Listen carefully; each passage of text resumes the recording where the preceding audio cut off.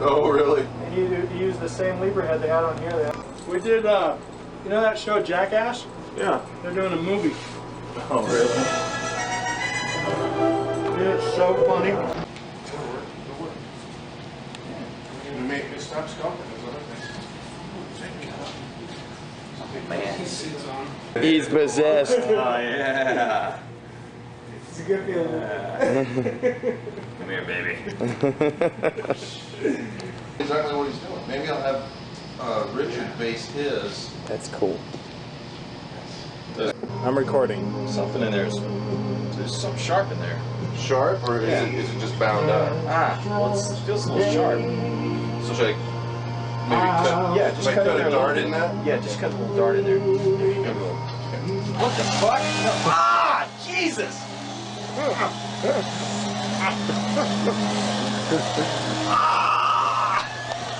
It's for the movie, Feel man. better yet? How's that? It's for the movie. You know what? I hardly feel a thing. That works? Yeah, you know they say that the biggest cuts are the least painful. Okay. I agree. I didn't really need it anyway. I'll just jack off with it.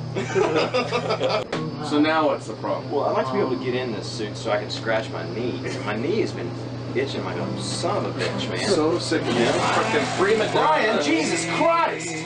Oh, man! Jesus Christ! Union! Oh, this is fucking hazard pay. There goes the battery, baby. Scratching your knee. Oh, scratching your knee. Watch that damn thing. Shit. Didn't you part of my leg at least? Ah, it feels good. Oh, mother. You like that? That's much better now. Knee was bothering the shit out of me anyway. Oh, gee. It looks good from here. Stand over here. No, yeah, it's looking good for Here, me. I gotta get a wider shot. Oh shit! Where the hell's your arm and leg? Now, did you get the roll? His teeth are in your box. In your. How's this feel? Well, when we slam it up, we'll read that. When we slam it up. Come on, Wayne. Coming in. Ready, and 3, 2, 1, go!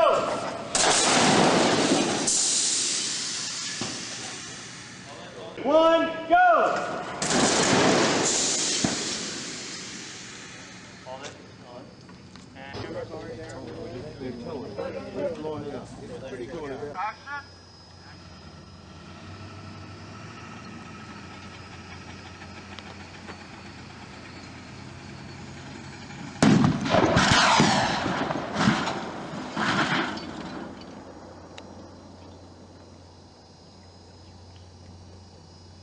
Alright, just load the gun. A little higher, please. Alright, here we go. Action.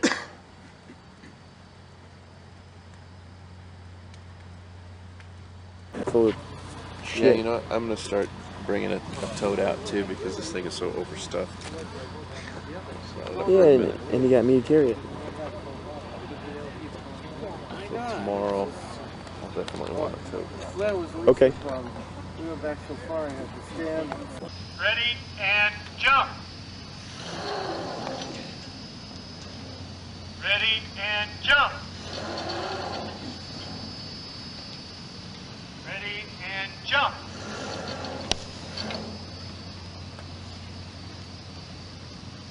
Ready, and jump! Cut! Ready!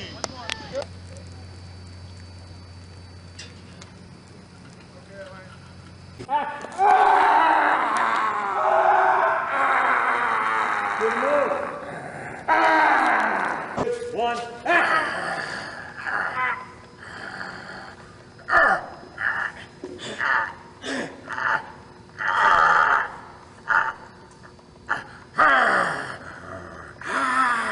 And bark, bark, bark, bark. Cut. Action. Nice. I'm gonna I think I should just go right on him. Oh, did you really?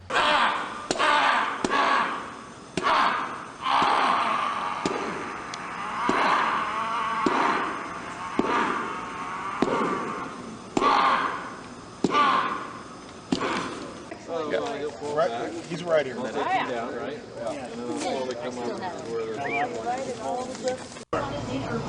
far as the mask you bred death. That's great. You put the teeth in front of this one, right?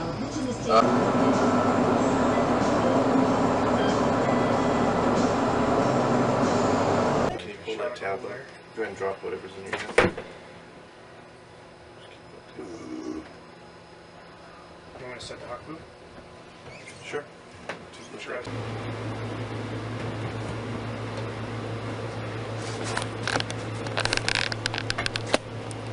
So we need.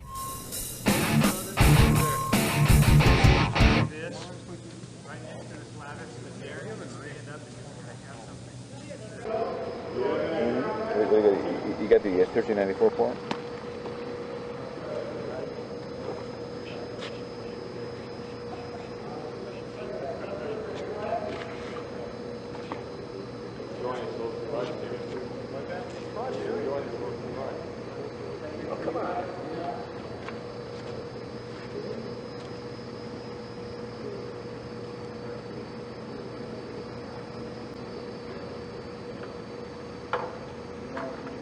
Hey, Darren?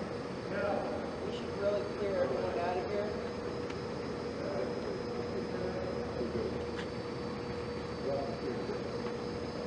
That makes sense. Oh, give me a fucking break. Right, if anybody can, American. It's kind of like Jack. This is pretty amazing. Yes, it is.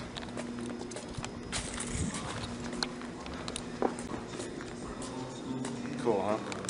Very. Bunch of fake shit. All fake. Inside this hangar. There's the bus. You'll say the bus down at the bottom. It's on a rocker support, so it actually makes it really nice. Yeah, because we're Guys, special. Here's a direct. Oh, yeah. These all day players, or or red shirts, which are like the non-named show that has Star Wagons. mantled. They take the top off, the one that's actually on the stage now, and that's a truck that flipped over with that very uneventful flip that I was telling you about.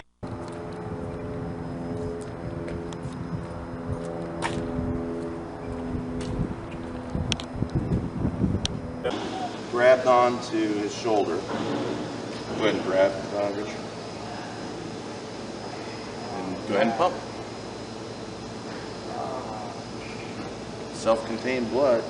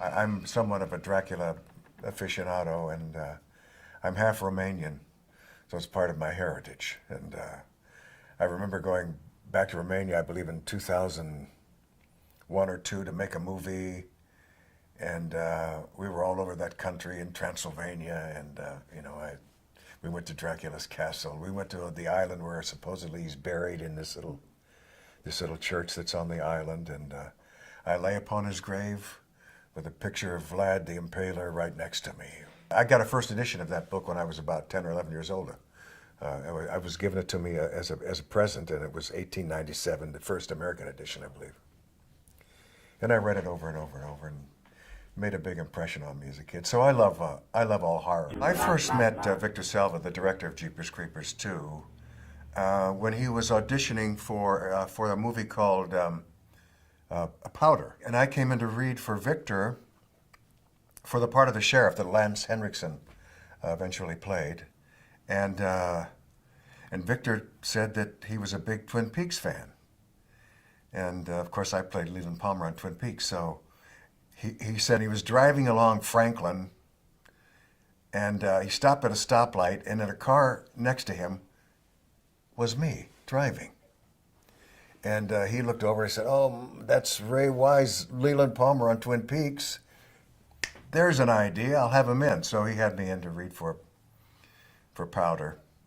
And I believe he had already cast Lance Henriksen in the piece, but he was still reading the character. And but he did find a role for me in the movie, and that was the head of the state school board. A kind of a one-scene deal, a cameo thing, but he wanted me in the movie. He wanted to work with me. So it went from there.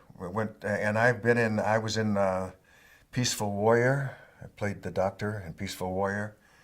And then I was in, of course, Jeepers Creepers 2, where I played Jack Taggart. And then I did Rosewood Lane with Rose McGowan, and I played the chief detective in that one. About Jeepers Creepers 2, Victor called me on the phone one day, and he was sort of in a panic mode, saying, "The actor that I have playing this part can no longer play the part. Would you consider doing it?" And it was the role of Farmer Taggart. And I don't really want to mention any names, but I believe it was Randy Quaid. But I don't want to mention any names. He was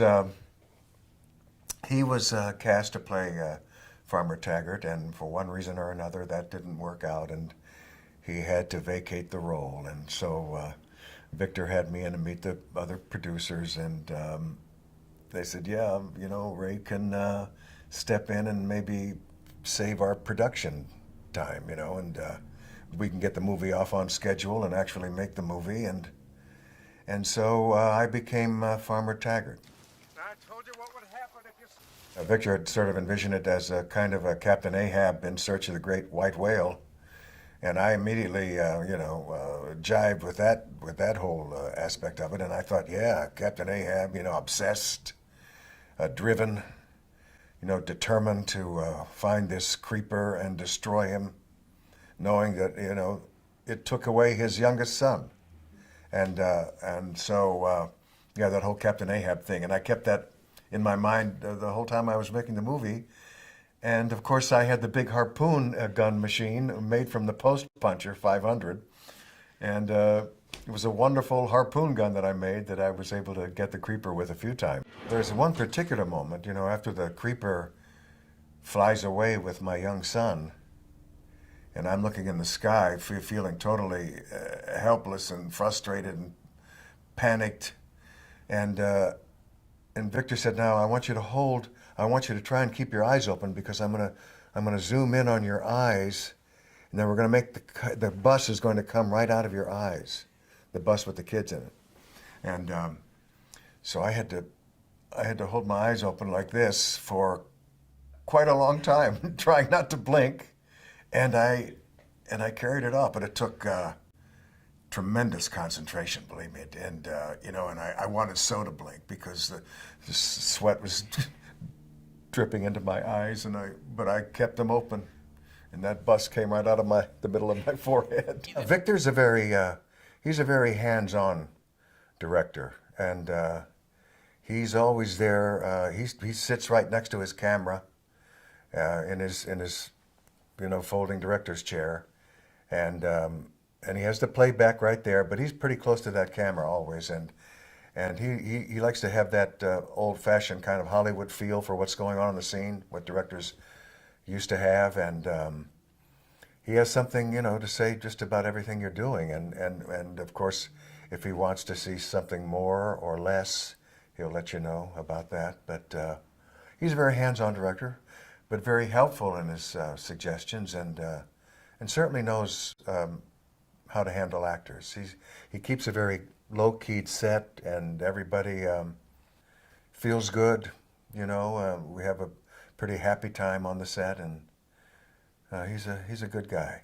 I had to go through that whole makeup thing for the old man, and Jonathan and I were in the same makeup trailer while he's putting on the creeper, and of course he had to go through so much always to put on that creeper makeup, which was just superlative. I mean, you would stand a foot away from him and you'd be scared to death. That's how great it looked. And but we had a lot of time, downtime when they're putting the makeup on us to talk about everything under the sun, and we became pretty close. Luke I loved. He played my son, right? And he was just a lovely actor. He was everything that I needed, as a son in the piece, and more. And and I've always wondered what happened to Luke. I don't know what he's doing now, but he's a fine actor, and I'd like to catch up with him and see what he's doing now. Shaun was, you couldn't ask for a better looking son, I suppose, and he did have some of my traits, blue eyes, and his hair was blonde, of course, and mine's much darker than that, although now it's turning silver. But anyway, he was a great looking kid, and poor guy, he had to go through quite a bit in that cornfield, being dragged around by the hair, with the creeper, but he was a good sport about it. He worked late on the set at the Cajon Ranch, maybe till 12 midnight or 1 o'clock or 2 o'clock in the morning.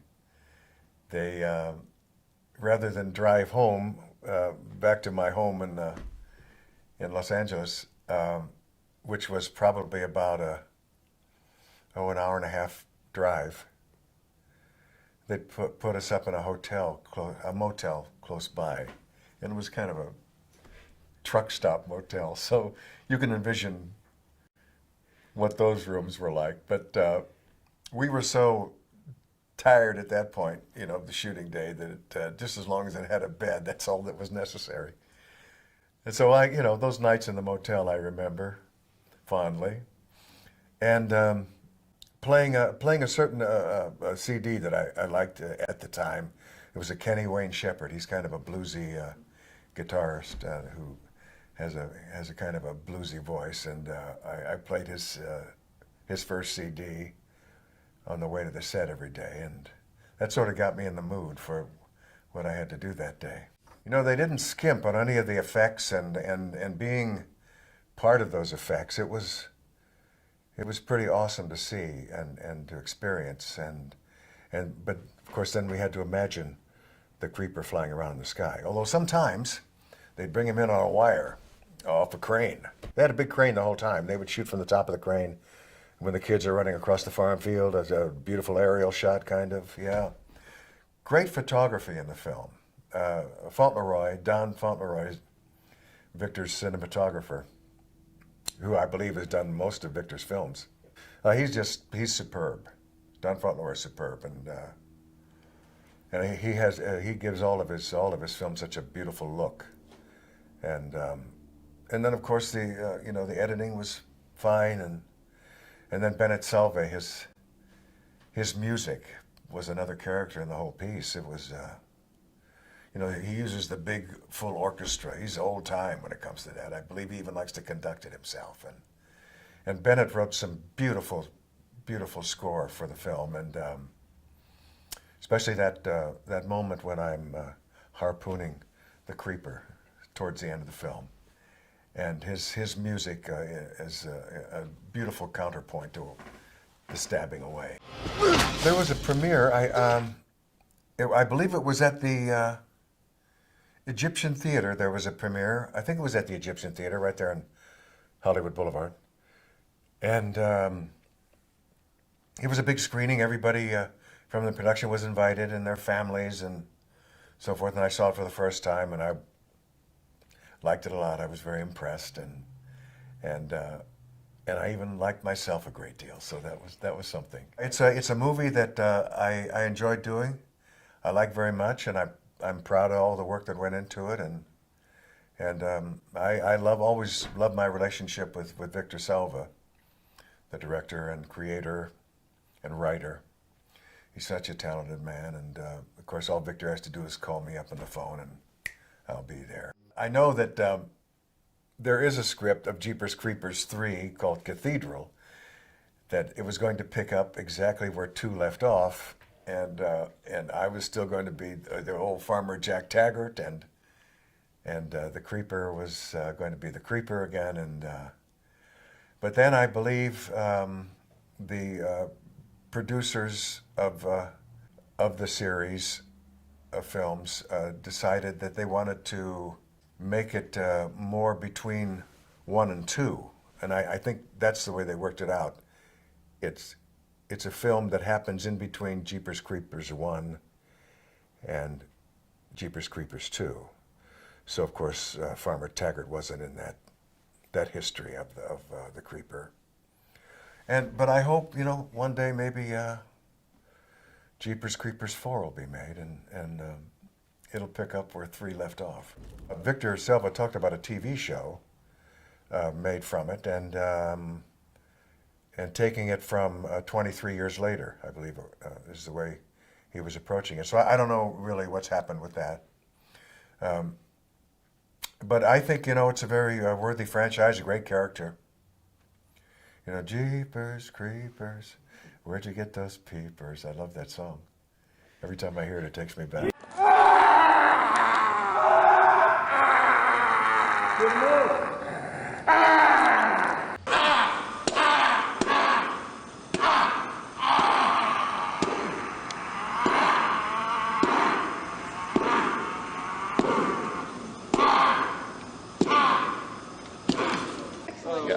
Right, he's right here. Oh, yeah. Down, right? Yeah. And then slowly come up to where there's